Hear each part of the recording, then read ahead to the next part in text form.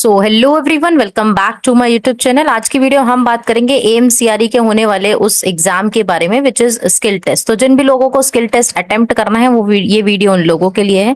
तो आज हम डिस्कस करेंगे मेनली एसक्यूएल के बारे में कि एसक्यूएल में ऐसे कुछ सिनारियोज को मैं लेने वाली हूँ जिनको हम डिस्कस करेंगे कि कैसे आप उसकी क्वेरीज में लॉजिक लगा सकते हैं और कैसे आप उन क्वेश्चंस को अटेम्प्ट कर सकते हैं। तो चलिए वन बाय वन एक एक क्वेश्चन को अटेम्प्ट करेंगे।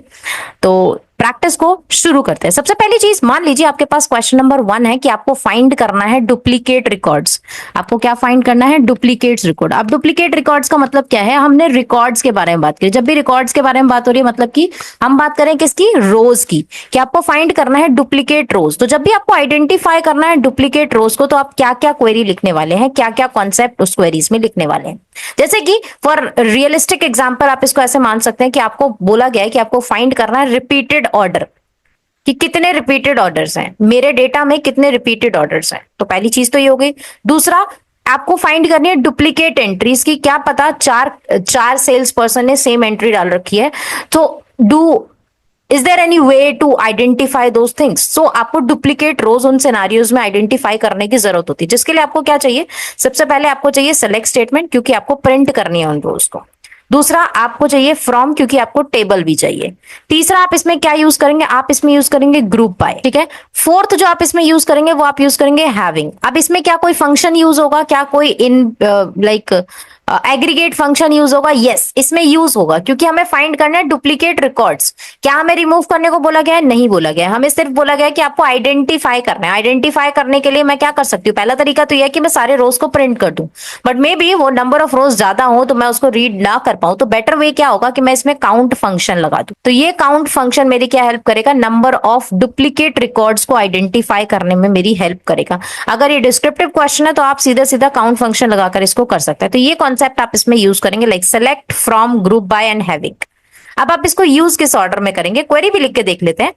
तो चलिए नोटपैड में चलते हैं और अपनी क्वेरी को ऐसा रफ फॉर्मेट में लिख लेते हैं। सबसे पहले हमें क्या चाहिए? सबसे पहले हमें चाहिए सेलेक्ट। सो हम लिखेंगे सेलेक्ट, देन उसके बाद हमें क्या लिखना है? जो भी कॉलम हमारे पास है, जो भी कॉलम हम टारगेट कर रहे हैं, उसका कॉलम नेम हम यहाँ लिख देंगे। उसके बाद हम क्या लगाएंगे? काउंट एस्टेरिक, क्योंकि काउंट हमें फंक्शन लगाना। उसके बाद फ्रॉम के बाद हमें क्या मेंशन करना होता है? हमेशा टेबल नेम। उसके बाद ग्रुप बाय आप मेंशन करेंगे कि आपको ग्रुप बाय कौन से कॉलम नेम पे लगाना है। जो भी आपने ऊपर यूज किया वही आप सेम जनरली यूज करते हैं, करेक्ट। तो आपने ग्रुप बाय लगा दिया। उसके बाद आपने हैविंग लिखना है और काउंट पे आपको लगाना है एस्टेरिक। और आपको ये पता करना है कि जहां पर भी जो काउंट है वो 1 से ज्यादा हो तो मतलब वो डुप्लीकेट है। जो एक बार से ज्यादा बार रिपीट हो रहा है वो डुप्लीकेट है। तो ये हमारी सिंपल क्वेरी हो जाएगी, जिसमें हमारा लॉजिक ये रहेगा, having, group by, select and from का यूज करके with an aggregate function of count आप इस क्वेरी को सिंपली सॉल्व कर सकते हैं। आई होप ये चीज आपको अच्छे से समझ में आई होगी।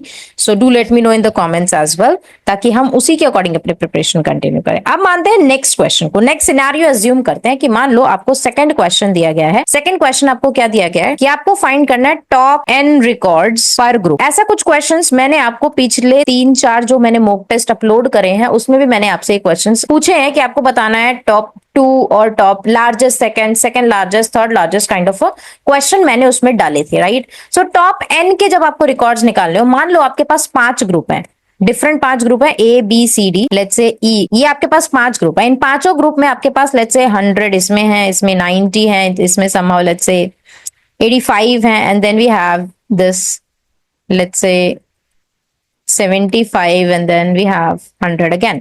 तो ये डिफरेंट ग्रुप्स हैं और डिफरेंट ग्रुप्स के पास अलग अलग टाइप ऑफ डेटा भी है। अब आपको फाइंड करना है टॉप n। मान लो मैं बोलती हूँ आपको टॉप 5 बताने हैं ईच ग्रुप के। टॉप 5 ईच ग्रुप के मतलब इस 100 में से मुझे 5 चाहिए, इस 90 में से मुझे 5 चाहिए, इस 85 में से 5 चाहिए, इन सब में से मुझे 5 चाहिए, but that has to be the top.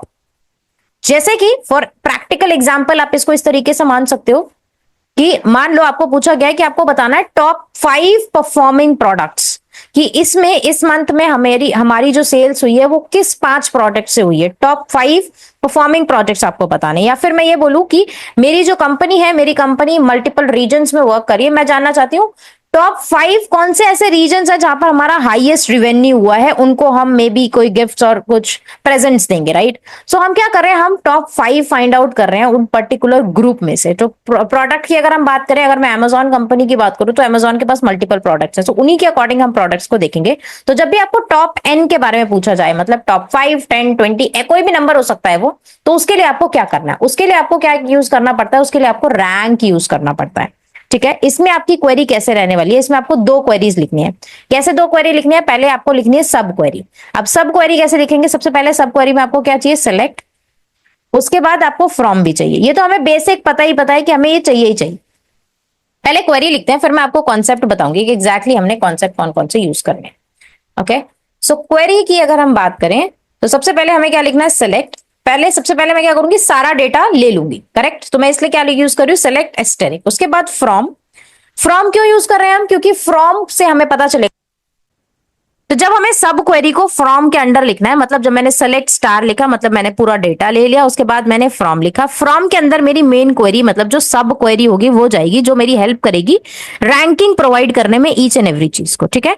उसके बाद मुझे क्या लिखना है, where rank less than equal to N. जो भी एन की वैल्यू होगी उससे लेस होगी, वो हम सब उसमें कैलकुलेट करेंगे। मतलब 5 है तो 5 से कम जितने भी हैं सारे के सारे प्रिंट होना चाहिए। ये 5 भी प्रिंट होना चाहिए, इसलिए मैं इक्वल टू भी यूज कर रही हूं। इतना आई होप सबको समझ में आया होगा। If you are getting it, do let me know in the comments. Simple मैंने क्या करा, सेलेक्ट एस्टेरिक लगाया, मतलब सारा डेटा ले लिया, उसमें मैंने रैंक भी लगा दिया। मेन फंक्शन जो आपका वर्क करेगा वो वर्क करेगा फ्रॉम से। तो आप इसमें क्या मेंशन करेंगे, आप इसमें लिखेंगे सेलेक्ट, देन आप मेंशन करेंगे कॉलम नेम। जैसे मैं मल्टीपल कॉलम्स पे वर्क कर रही हूं तो आप दोनों ही कॉलम्स को यहां लिख देंगे, कॉलम 1, कॉलम 2। ये ऐसा हो सकता है कि जैसे मान लो प्रोडक्ट का नाम और प्रोडक्ट की सेल्स, सो प्रोडक्ट का नाम और प्रोडक्ट की सेल्स 2 टेबल हो गए, 2 कॉलम हो गए, करेक्ट, वो हमने लिख दिया। उसके बाद कुछ विंडोज फंक्शन होते हैं। जिन लोगों को विंडोज फंक्शन का कॉन्सेप्ट नहीं पता वो नीचे कमेंट कर देंगे, I will let you know about the Windows function. एक सेपरेट वीडियो में डिस्कस करेंगे क्योंकि बहुत ज्यादा इंपॉर्टेंट और एडवांस कॉन्सेप्ट होता है इस फील्ड में, तो हर कोई नहीं पढ़ता है इसको, right. For interviews, for fresher interviews, they are not learning. So उसमें हम क्या करते हैं, रैंक फंक्शन को डायरेक्टली अप्लाई करते हैं। उसके बाद ओवर पार्टीशन बाय का हम यूज करते हैं। ये सबका, ये जो मैं चीज लिख रही हूँ रैंक ओवर पार्टीशन, ये कोई भी टेबल से रिलेटेड नहीं है, कोई भी डेटाबेस से रिलेटेड नहीं है, ये एक जनरल फंक्शन है, वो विंडोज का फंक्शन है, ठीक है। पार्टीशन बाय लगाया, उसके बाद आप लिखोगे कैटेगरी का कॉलम। जो भी आपका कैटेगरी का कॉलम है, जिसके पास भी ग्रुप्स है, जिसके पास डेटा है एग्जैक्टली, वो लिखोगे। उसके बाद आप ऑर्डर बाय लगाओगे। अब ऑर्डर बाय क्या है, ऑर्डर बाय तो हमारा कॉन्सेप्ट है। ऑर्डर बाय हम लगाएंगे वैल्यू कॉलम पे, जिसके पास वैल्यू है। लाइक कैटेगरी कॉलम क्या हो सकता है, like product name category column हो सकता है, लाइक प्रोडक्ट की कैटेगरी जो हमारा कैटेगरी कॉलम हो गया। उसके बाद हम वैल्यू जो कॉलम होगा, वैल्यू कॉलम मतलब सेल्स की बात हो रही है, ठीक है। वैल्यू कॉलम आप इसमें लगाएंगे। उसके बाद मैं इसको डिसेंडिंग में लिखूंगी। क्यों डिसेंडिंग में लिखूंगी, ताकि मुझे टॉप 5 पहले ही मिल जाए, हाईएस्ट जो 5 है वो मुझे पहले ही मिल जाए। उसके बाद मैं लिखूंगी एज रैंक। एज रैंक को लिखने के बाद हम जब ब्रैकेट से बाहर आएंगे तो हम लिखेंगे रैंक। ये सारे के सारे जो है, ये जो मैंने अभी तक लिखे हैं, ये सारे के सारे windows function, like this rank, over, partition by, rank, ये सब कुछ हमारा विंडोज का फंक्शन है, ठीक है। नॉट दिस वन, ठीक है। ये जो हमारा है, ये एक निकनेम है जो मैंने इस पूरी क्वेरी को प्रोवाइड किया है ताकि मैं इसको यूज कर सकूं। ये मैंने वेयर क्लॉज में यूज भी किया है। तो ये रैंक जो है मेरा नॉर्मल रैंक है, like word you can say. But बाकी जो मैंने चीजें यूज करी हैं वो सब के सब इनबिल्ट फंक्शन में से है। सो अभी तक हमने क्या कॉन्सेप्ट इसमें यूज किया, पहले हमने मेन क्वेरी लिखी, मेन क्वेरी में हमने सेलेक्ट स्टार फ्रॉम लगाया, उसके बाद हमने वेयर क्लॉज लगाया। वेयर क्लॉज को रन करने के लिए हमें मेन क्वेरी भी चाहिए। तो मेन क्वेरी के लिए कैसे करेंगे, हम इस मेन क्वेरी को यूज करें। इसमें यूज केस मैं आपको ऑलरेडी बता चुकी हूँ कि आपको जो यूज केस मिलेगा वो इस तरीके से मिल सकता है कि टॉप परफॉर्मिंग आपको बतानी है। अब मान लो नेक्स्ट सिनेरियो कंसीडर करते हैं। नेक्स्ट सिनेरियो है, लेट्स से आपको फाइंड करना है गैप, सीक्वेंशियल डेटा में आपको गैप फाइंड करना है कि क्या गैप है। लाइक लेट्स से फॉर एग्जांपल आपके पास कुछ डेटा है बट उसमें मिसिंग है कुछ इनवॉइस नंबर्स या फिर कुछ स्किप्ड एंट्रीज भी हैं सीरीज में। तो वो आप कैसे आइडेंटिफाई करोगे कि एक सीक्वेंशियल डेटा है, इस डेटा में कौन सा डेटा मिसिंग है। जब आपको मिसिंग डेटा फाइंड करना है, I am talking about the missing data from a sequential, like मेरे को डुप्लीकेट रोज फाइंड नहीं करने की मैं डायरेक्ट फंक्शन लगाऊंगी मुझे डुप्लीकेट रोज मिल जाएंगे, नहीं।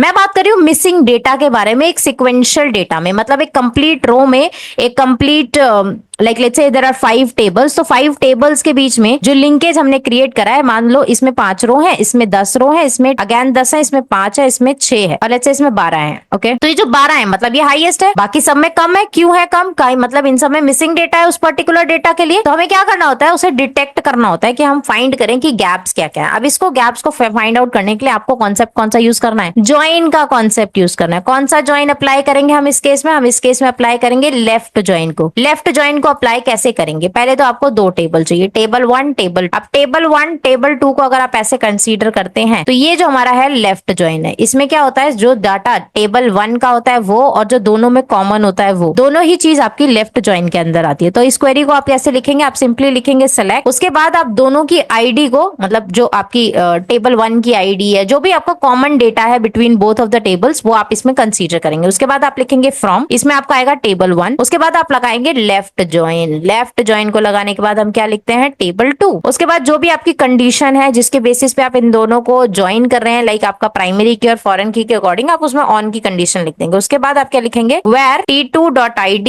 इज नल, मतलब कि वो वैल्यू एग्जिस्ट नहीं करती है, मतलब वो वैल्यू मिसिंग है, वो मैं फाइंड करना चाहती हूँ। लाइक अगर मैंने यहाँ पे लिखा है t1.id तो मैं यहाँ लिख दूंगी t2.id। ऐसे करके मैं कुछ मिसिंग एंट्रीज को भी निकाल सकती। अब ये क्वेश्चन मैंने लास्ट वीडियो में भी डाला था, तो जिन भी लोगों ने अटेम्प्ट किया था, लाइक मॉक टेस्ट में ये क्वेश्चन डाला गया था कि आपको फाइंड करना है सेकंड हाईएस्ट वैल्यू। अब ये सेकंड हाईएस्ट वैल्यू कैसी भी हो सकती है, मैं रनर अप जानना चाहती हूँ सेल्स में कि कौन से प्रोडक्ट ने कौन सा प्रोडक्ट रनर अप है, या फिर मैं रैंकिंग की बात करूं तो उसमें आपको ये सेकंड हाईएस्ट निकालने को मिल सकता है। सेकंड हाईएस्ट जैसा क्वेश्चन काफी सारे प्रोग्राम, काफी सारे इंटरव्यूज में पूछे जाते हैं। तो जिसके लिए आपको क्वेरी कैसे लिखनी है, सेलेक्ट, आप लिखेंगे मैक्स, उसके बाद आप लिखेंगे कॉलम नेम, ठीक है, जिस भी कॉलम पे आपको मैक्सिमम लगाना है वो आप लगा देंगे। उसके बाद आप लिखेंगे फ्रॉम टेबल नेम, जो भी आपका टेबल है वो आप इसमें लिखेंगे। उसके बाद वेर, उसके बाद आपको क्या लिखना है, कॉलम नेम, और आप इसमें सब क्वेरी लगाएंगे, ठीक है, ये आपको पता होना चाहिए। अब हम इसमें क्या लगा रहे हैं, लेस देन और ग्रेटर देन का सिंबल लगा के हम लिखेंगे यहाँ पे सेलेक्ट। उसके बाद मैक्स, अगेन सेम चीज मैं अप्लाई करूंगी। मैक्स किस पे अप्लाई कर रही हूँ मैं, कॉलम के नेम पे, जो मैंने कॉलम सेलेक्ट किया है। From what, from table name. ये हमारी क्वेरी हो जाएगी और हमें सेकंड हाईएस्ट मिल जाएगा इस केस से। अब इसमें हमें क्या सिर्फ रनर अप मिलेगा, हमें वो रिट्रीव करना पड़ेगा वो पर्टिकुलर कॉलम जो मैक्सिमम है, राइट। इसको हम और एडवांस क्वेरी के फॉर्मेट में भी लिख सकते हैं, जिसमें मे बी आपको मल्टीपल कॉलम्स को ज्वाइन करना हो, तो आप ज्वाइनिंग भी करेंगे, आप उसमें मैक्स भी लगाएंगे, आप उसमें सब क्वेरीज भी अटेम्प्ट करेंगे, तो वो टोटली डिफरेंट सिनेरियो हो जाएगा।